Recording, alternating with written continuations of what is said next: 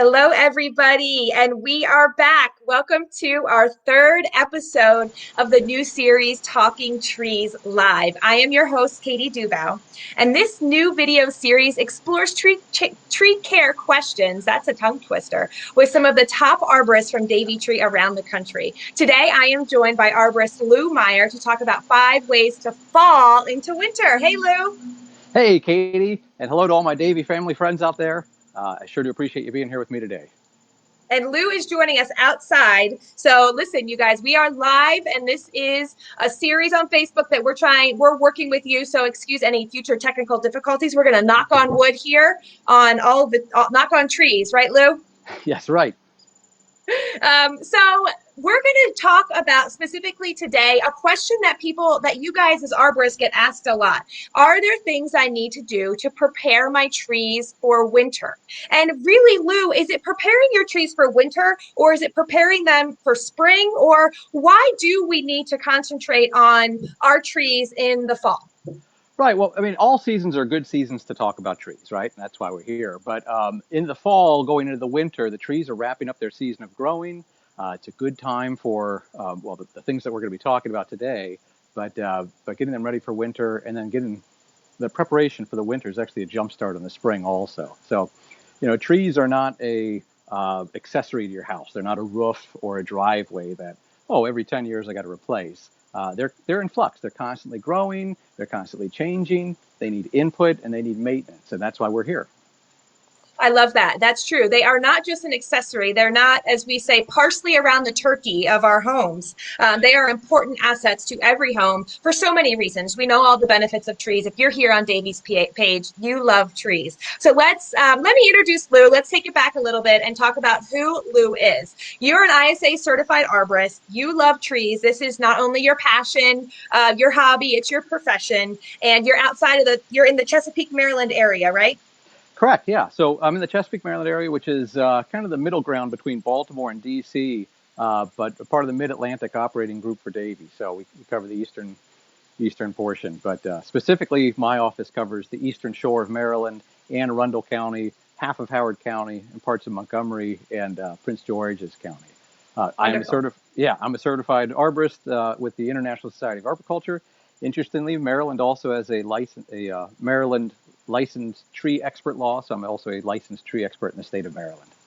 Well, that's really important. And I can say this on behalf of Lou and Davey, is to get that licensed tree expert, because there are people who do hack jobs out there and I love my Davey arborist who comes out and doesn't just give my trees a haircut. Davey really looks at the health and maintenance and long-term care of our trees. And also insurance is important, you guys. So that's why you want to hire a company like Davey, because they're covering all their bases and they're really good tree doctors as well. That's right. I can say that for you. Thank you. How long have you been doing this, Lou? I've been in the arboriculture industry for almost 20 years. I've been with Davey for 7 of those. I started with our commercial landscape services, our CLS branch in Cincinnati, moved over to our residential branch, which does residential tree trimming, which is what we're talking about today. Then I moved out to Baltimore here with the Davey Resource Group, our environmental consulting arm, as a consulting utility forester on the Baltimore Gas and Electric account, and then back over to the residential team with the Chesapeake office 3 years ago. Oh, great. Well, people are saying Lou knows his stuff. So let's jump into it. Thanks, everybody. Fall is an awesome time of year. It's one of my favorite times. I had to kind of clear out some of the Halloween decorations behind me because it is my favorite holiday. And it also is the best time of year to be outside. The trees are tinted with that orange and gold, and the weather is cooling, and it really is a beautiful time to be outside and admire your trees and look at your trees. It's a lovely time to get outside and just look up at what is going on in your trees. The more time, as Lou said, you spend preparing now in fall, the less time, hopefully, you'll spend reacting in the spring. So, excellent. Yes, absolutely. And so, Lou, let's talk about, because we have a lot of new gardeners. There are some estimates that we got 24 million new people interested in their backyards this spring. And so talk to us about why fall is such a good time to plant a tree. Sure. Well, fall is a great time to plant a tree because they're starting to go dormant for the year. So all spring and summer, the top portion of the plant is growing. It's pushing off shoot growth, pushing off leaf growth, and that takes a lot of energy. In the fall, kind of slows down that above ground growth and again goes into dormancy. So moving them around, planting them is less destructive to the tree, if there's a way to say that. But as we say in the industry, anytime's a great time to plant a tree. So, but fall's the best time. Yeah. I think my favorite saying, and I always mess this up, but the best time to plant a tree is, how does it go? Do you know that saying? The I best day always to mess plant it a up. tree is yesterday or Is today. yesterday Yeah. or 20 years ago. Somebody, Sandy, help me out. There's Exactly. really great saying. I love it, but I always mess it up. I need to get it written somewhere. I need to get a poster of it because I love it. The best time to plant a tree is yesterday or 20 years ago, something like that. Yeah. So first, can we introduce who your Vanna White is? You obviously have someone helping there on the camera. I do. I want to thank my lovely wife, Molly, for manning the camera. Thank you, She's Molly. gracious enough to volunteer. And Molly, actually, the question, where's everyone watching from? That was one thing that she wanted me to ask. And she also wanted me to wish everyone a happy fall, happy autumn. So, Oh, Molly, I love that. Listen, Davey's a family company, and it takes a village to do these lives. So thank you, Molly. We absolutely. appreciate it. All right. Well, you heard her. Where we have someone coming who's saying good afternoon from Ecuador, Lou. We've Ah, got someone from Ecuador. That is awesome. And so, yeah, you guys let us know where you're tuning in from. And yep, yesterday, can you believe it? The first day of fall I know. is Hard to here. believe. Hard to believe. All right. Well, you obviously have a little tree there. You are going I do. to give us some tips on planting a tree. Yeah. Yeah. Let's So, do it. like you said, fall's a great time of year to plant a tree. I picked up this green Japanese maple a few days ago just for this. So, things to look at when you're first planting a tree is getting the right tree. It's a nice Japanese maple. Look around the base of the tree, the trunk of the tree, see if there's any cuts or abrasions or wounds. I've got my safety glasses here for the planting portion. Those don't come with the tree. And there's always going to be a little bit of clutter in the crown, and we'll talk about some proper pruning in just a second. But you're looking for a healthy tree.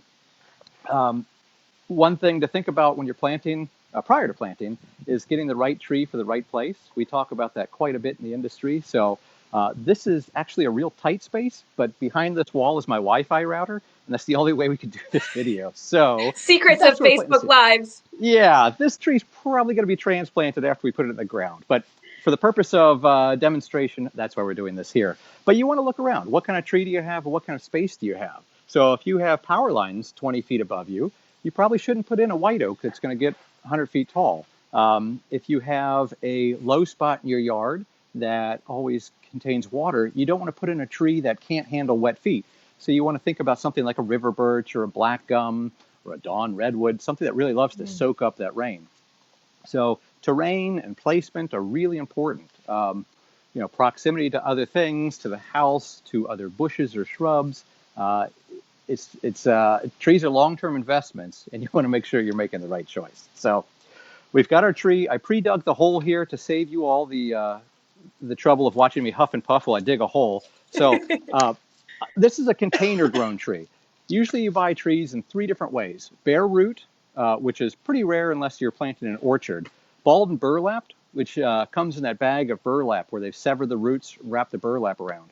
More and more you're seeing container planting, especially in the residential area. So if you go to one of your local nurseries, especially a tree that you're going to transport in like your own car, if you don't have access to heavy equipment like we do, container planting is probably what you're going to see. So we're going to gently remove. Lou, do you have a preference of the 3 if homeowners are trying to decide which one to pick?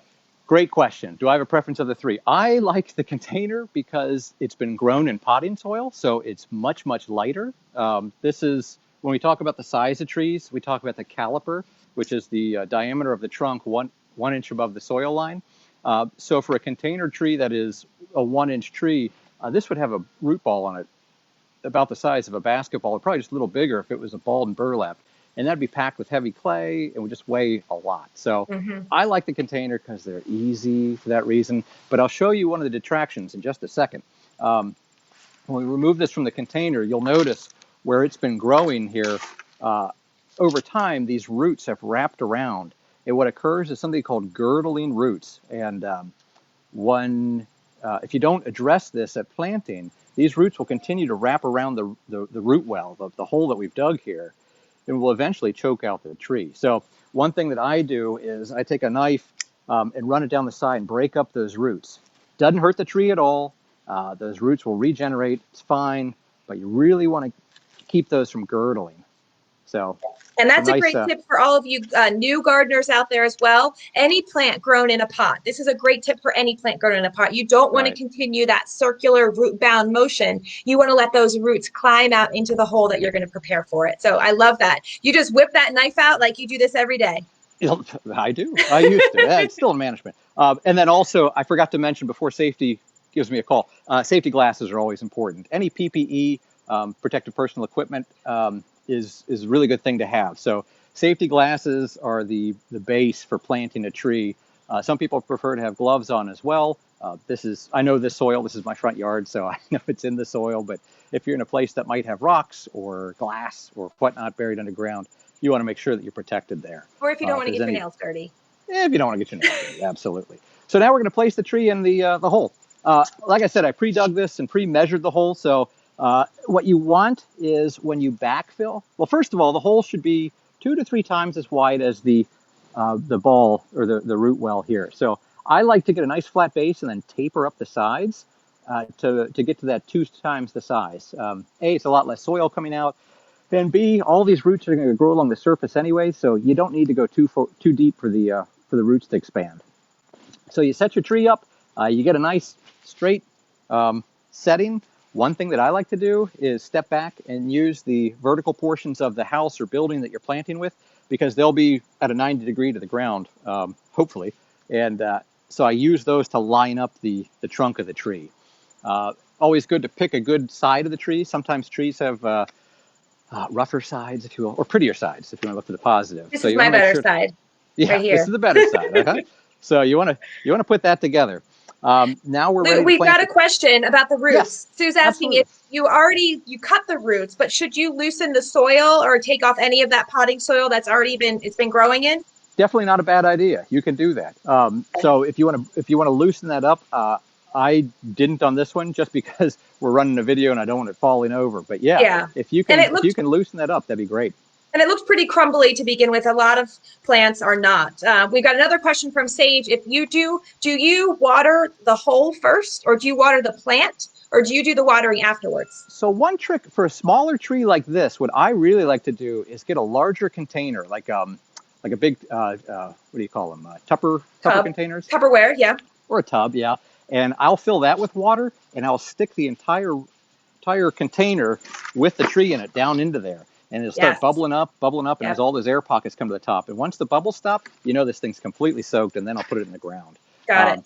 So we'll do that. Other times we'll water afterwards. Yeah, just as long as you get water to it. And we'll talk about that in just a moment. Okay. Great question, Sage. So now we've got the tree set. We've got the soil on the side. In our suburban environment like this, a lot of times the soil is not in great condition. So one thing we like to use is soil conditioner from time to time. I really like a product called Biochar. Biochar is activated charcoal. Charcoal has a tremendous surface space, and the ionic exchange, I'm not a chemist, I'm an arborist, but the ionic exchange allows for nutrients and water molecules to bond to the soil through that charcoal. So it really helps to build better soil, hold more water, and hold more nutrients. So I'm going to spread a little bit around here to the soil that I'm putting down. It looks like charcoal. It looks like the stuff you would cook a barbecue on. It's a little different though. This is the chip size, so it's bigger. Sometimes I use a more granular size. This particular blend is from a company called Biochar now, which we use a lot commercially. So then you just mix that into the soil that you're going to be backfilling with. And then if it's a larger hole, you can use a shovel. Because I'm here and my shovel is behind me, we could use that. It's a smaller hole though, so we're just going to backfill it this way. And so I'm not looking silly. I'll just use my hands. You don't look silly. You look great. Everyone is loving this advice. It's awesome. And I'll tell you about the biochar. My mom had a line of dogwoods on her property, and they were not looking very good. Anthracnose, all kinds of issues. And her Davey Arborist suggested a treatment of biochar on them. And within 2 years, you should have seen the blooms. They were absolutely loaded. So that biochar, I think of like a condominium for your nutrients and water. It sucks it up and then releases it when the plant needs it. I love it. And ask your Davey Arborist about doing that for your tree. Yeah, wonderful. We use it to spread on turf too. So we're using during the fall, actually any time of year is fine. to do a top dressing of biochar granules to help build that soil for your turf. We're starting to mix in liquid biochar with some of our fertilization, which we'll be talking about soon. So a lot of great ways to use it. So the tree has been planted. What you want to see is a root flare. So the soil level should not go too deep. You don't want it up the trunk. You want to see where it tapers off at the bottom. What we like to say is you don't want it to look like a telephone pole going straight into the ground, because that's where a lot of the activity is. And if you bury that, a couple of things will happen. We're going to move to mulching real quick, and I'll talk about those things that might happen. So I've got, you stay right there. I've got this bag We're of not mulch going anywhere. right behind me. Good. I was more talking. And we've got a bunch of questions. So I think Please, when you're done with the fire mulch. away. All right. So first is we're talking biochar. Teresa has a question. Is it good for all trees or only specific trees? Great question, Teresa. It is good for all trees. Biochar has zero negative effects, as far as I know, on anything. But yeah, it's good on all trees. And it's great for the environment as well, because you're putting those carbon-soaked trees back into the soil. So, Teresa, it's also great in your vegetable gardens, as Lou said, on your turf. Okay, Jessica, let's see. We went up here. Sandy has a question about the biggest mistake people make with the size of the hole, taking it kind of back to when you first were talking about 2 to 3 times you're digging the hole.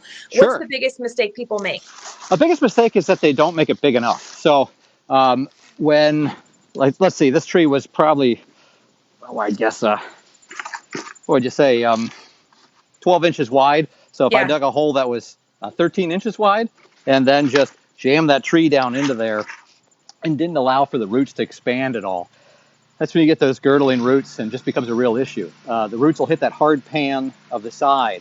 One thing you can do if you're in limited space is use your shovel, or I would suggest a shovel, and scar up the side of that root well of the hole, which helps break that up some.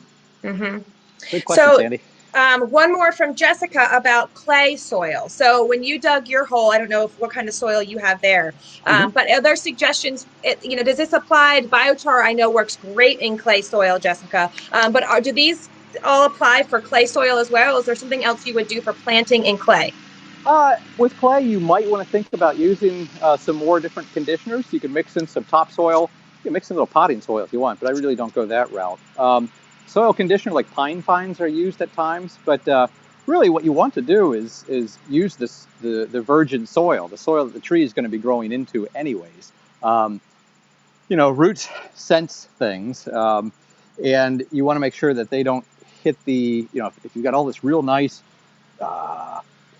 conditioned soil in the hole, and those roots go out and they love it and they start to bounce and they hit that root well and say, no thanks, I like this soil. They start to wrap around. So you don't want to mess with the soil too much. Compost is always a great thing to mix in too. Oh, we just lost Lou. I'm going to throw a refresh because Lou and I were testing earlier and that seemed to help. But this is weird. He didn't actually go away. Hold on one second, everybody. Refresh.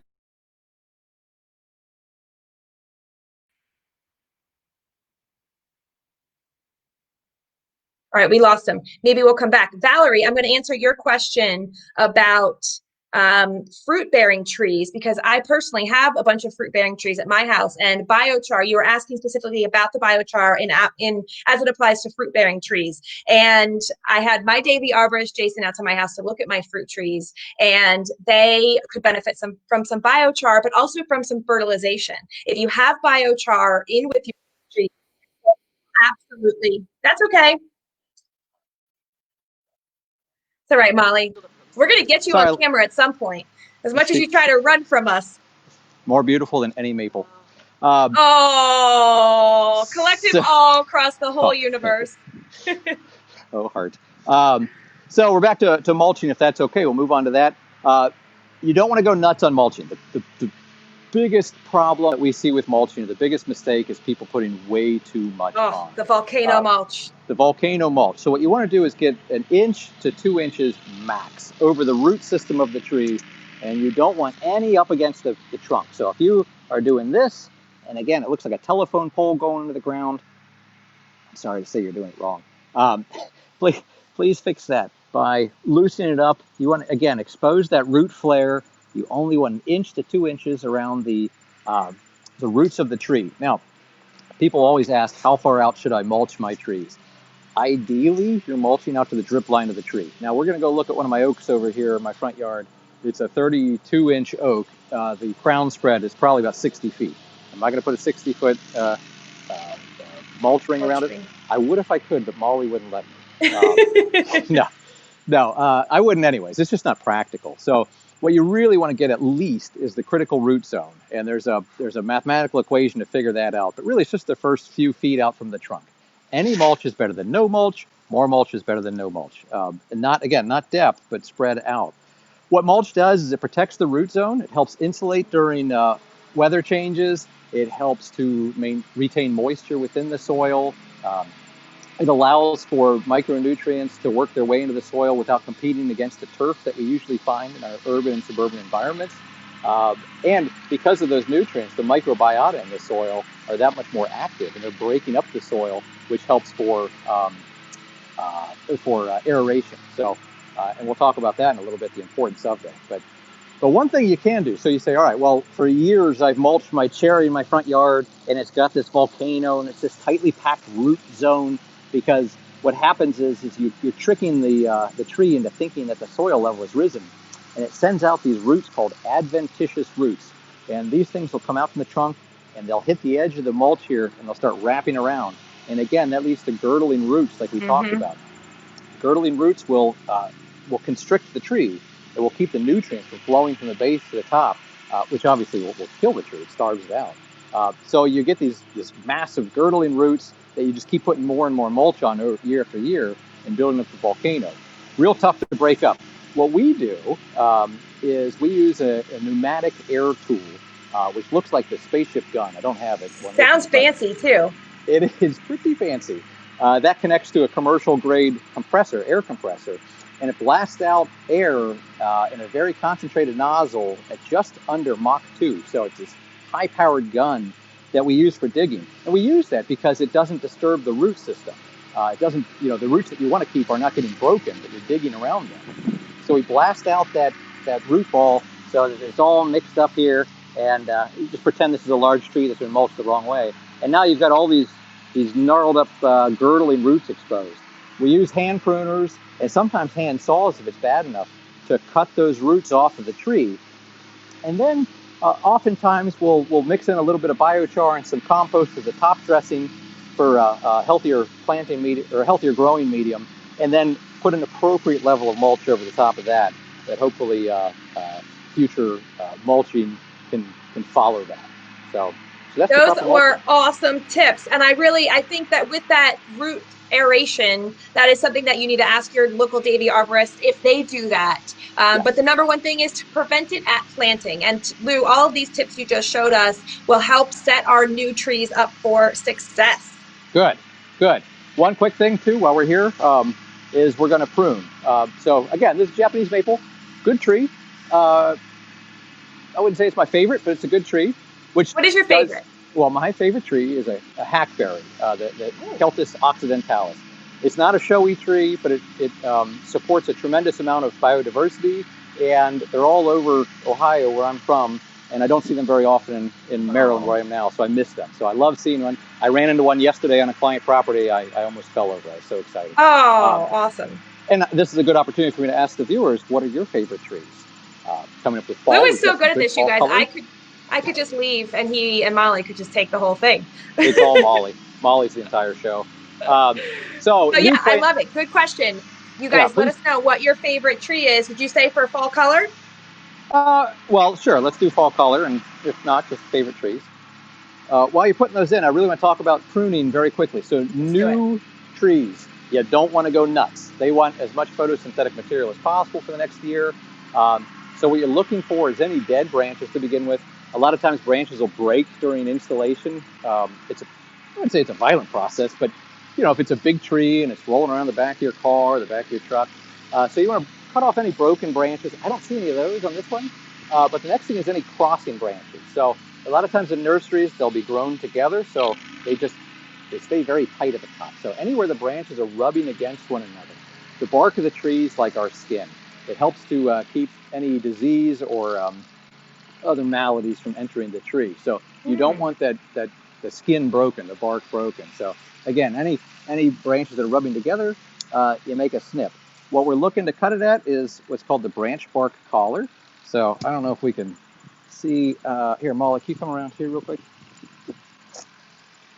And in the meantime, we've got another hackberry lover. We've got red maples, a couple people who are loving oaks. Obviously, I love oaks as well. A sweet gum and aspens. Oh, and weeping willows, weeping cherries, cherry blossoms. Thank you guys for sharing all of your favorite trees. They're fantastic favorites. So what we're talking about is the branch bark collars, this ridge here where the branch meets the parent branch, or in this case, the trunk of the tree. In that branch bark collar is a concentration of a lot of chemicals, healing chemicals for the tree. So when we prune, we don't want to cut too far out. So we don't want to cut the tree here, right? Because you're leaving that branch bark collar, leaving what we call a eye poker or a coat hanger, and it won't be able to heal. On the same time, you don't want to cut too close. You don't want to trim that entire branch bark collar off because you're taking all those important chemicals with you, so the tree doesn't heal correctly. So you really want to, here, we'll do this one. You really want to cut right at that branch bark ridge, so that's still there, and there's no eye pokers or coat hangers sticking out. Interesting. That was so fascinating. I did not know that. And you're cutting it at a little bit of an angle? So what we're going to talk about next, we're going to talk about fall pruning. Why do you prune in the fall? Well, one of the important things is in the fall, before the winter sets in, you want to look for any deadwood that's up there. So pruning for deadwood, when we do maintenance prune, we're doing thinning and deadwooding. Thinning the crown of the tree to allow air to flow through, helps dry the interior of the tree so fungus doesn't grow. Really helps to decrease that wind sail effect when it's blowing hard, those winter storms. I'll tell you, in Maryland, we get storms galore. And seems like everywhere gets storms now. It's true. That's very true. But really, getting that deadwood out before winter sets in. I mean, you can prune in the winter. Pruning is wonderful. Also, I do the majority of my pruning in the winter. But in the fall, you get that deadwood out. So if you get an early freeze or an early snow, it's not breaking that wood off.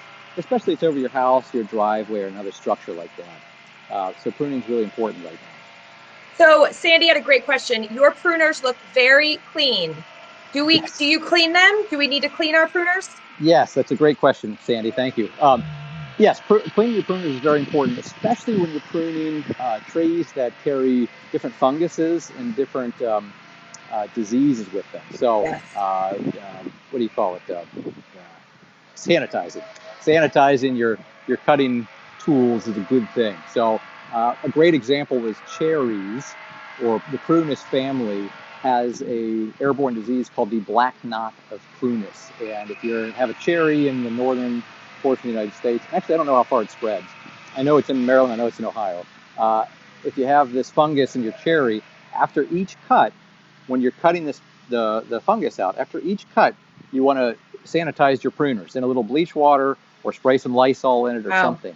So you want to make sure that you're not transferring diseases from tree to tree. It's a great question, Sandy. That disease sounded like something out of Harry Potter or something like that. Yeah, it looks funky. It looks really bad. You get these big black masses on the tree, and it's no good. So. All right. Well, Lou has talked to us about planting, about proper mulching, about pruning. While we're here, Lou, do you want to cover watering before we walk over to cover fertilizing? Yeah. So watering is a great thing. Obviously, we talked about different ways to water your tree before installation. After installation, what you want to do is water. You don't want to go nuts. You don't want to put a fire hose on this thing and blast out all the soil. What I recommend to homeowners is turn your hose on to a slow trickle, so just barely where it's not dripping, just trickling out, and set it on the, not directly on the trunk, but a few inches out, and just let it run for a good 15 to 20 minutes on a new planting per night. And I would do that depending on the time of the year, enough to get about an inch of water on every 2 to 3 days. So if you're in the South in July, you shouldn't be planting to begin with, but you're going to want to use a lot more water than if you are in the Midwest in the springtime when it's raining every day anyways. So you want to do that. The symptoms of overwatering are remarkably similar to underwatering, I'm sorry to say. So I get folks who send me pictures and say, am I watering too much or too little? It's the same. Right. How much are you watering? Tell me that. That'll give me a better answer. Yeah. So one good way is to stick your finger down into the soil go about finger depth and make a little ball of soil. If it sticks together, you're doing okay. If it either sloshes apart because it's too wet or just disintegrates because it's too dry, it's too little amount of water. So Great tip. it's a good trick there.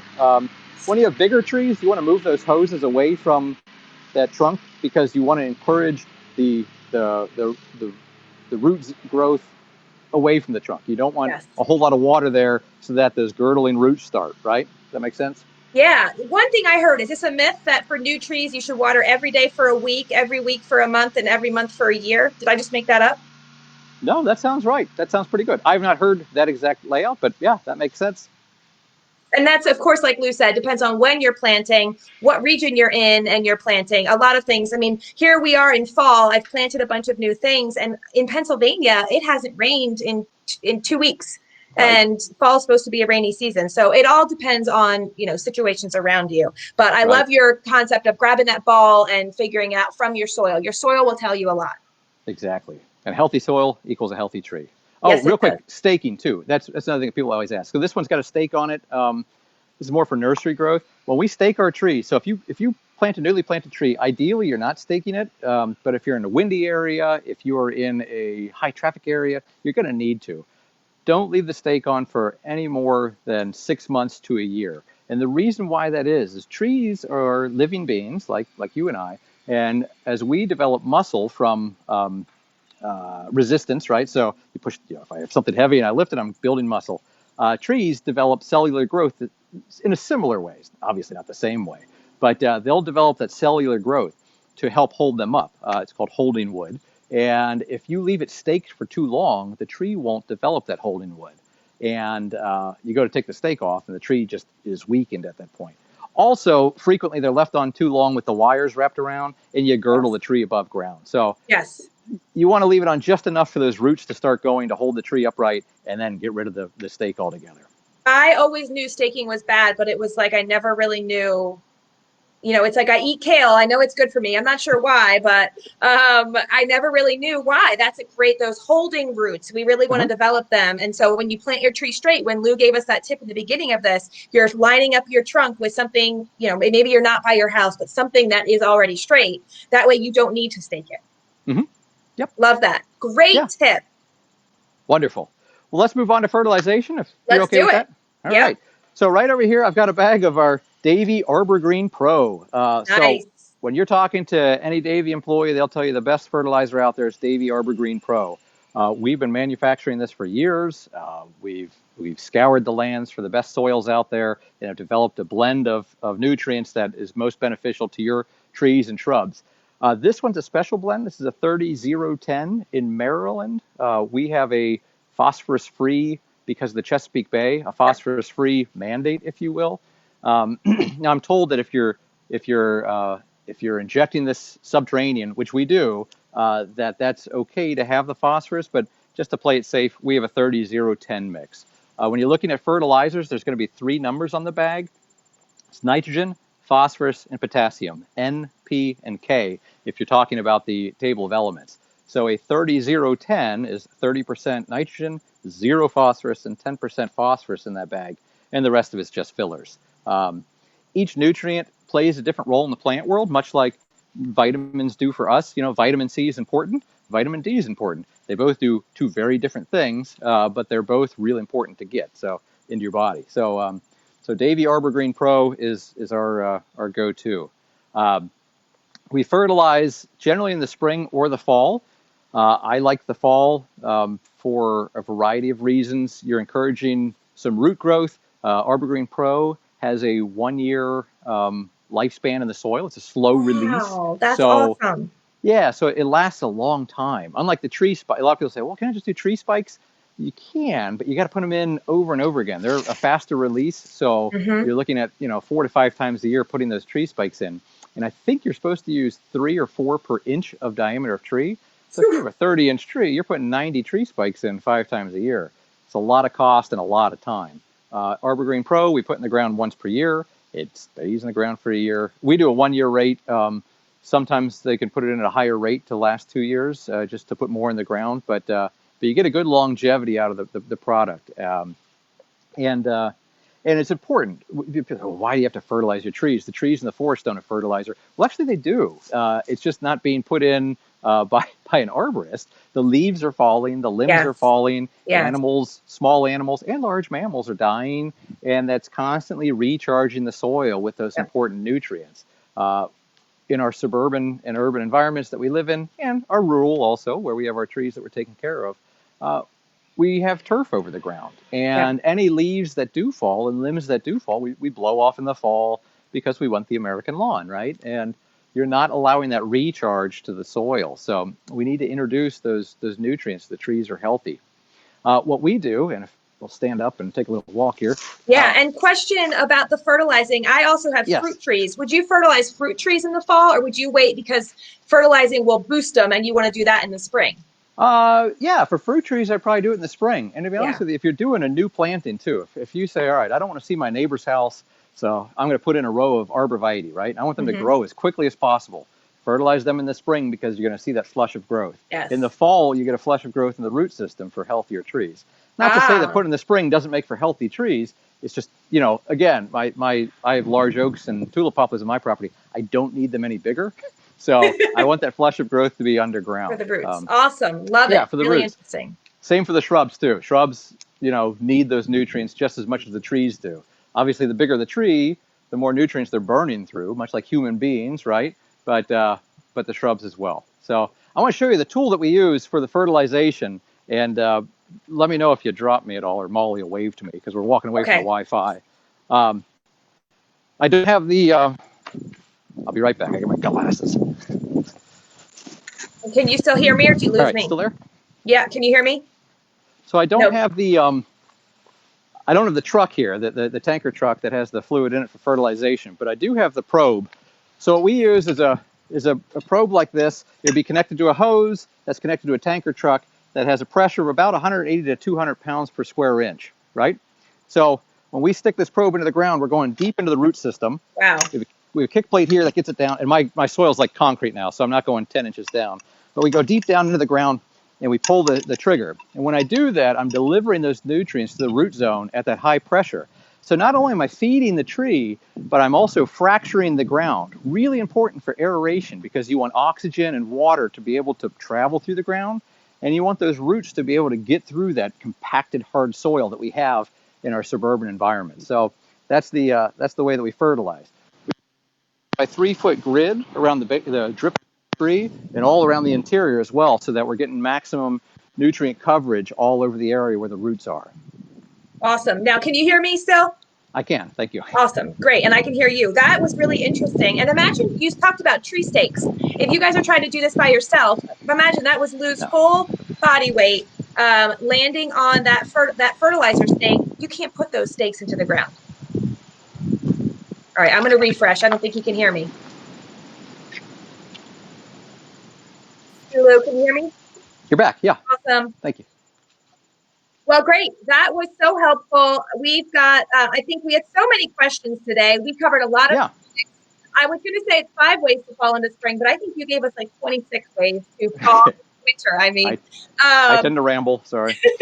No, this has been so helpful, and everyone's comments have shown, and all the little likes and loves we've seen, what an expert you are. And I know your team there in the Maryland area. You guys, if you're in that area, I know a lot of people did say they were your neighbor at the top of the show. You can give Lou a call to have him come out, or someone from his team come out and take a look at your trees. Because at Davey, all the consultations are at no charge. So that's really cool. A lot of people don't know that. Yeah, absolutely. Yeah, go to davey.com. You can find, based on your zip code, who covers your area, and we'll send an arborist out to look. And yeah, it's absolutely free consultations.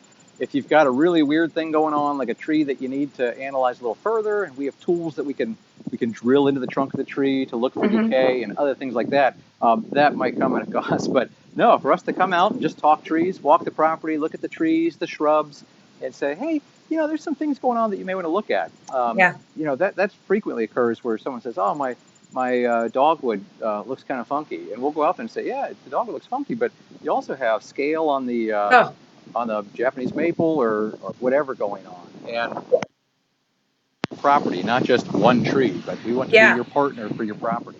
I love that. And Can you hear me?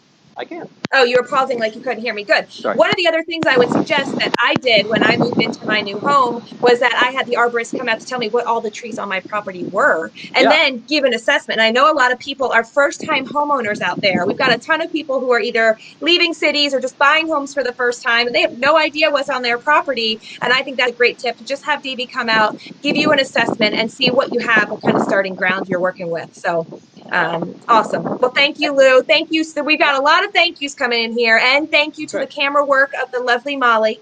Thank you very much. It was awesome. You gave us so many great tips. Thank you all for your questions. They were really interesting questions, and never hesitate to reach out on these, to Davey through Facebook or to Lou and his team. If you have any questions, they really are here to help. Great.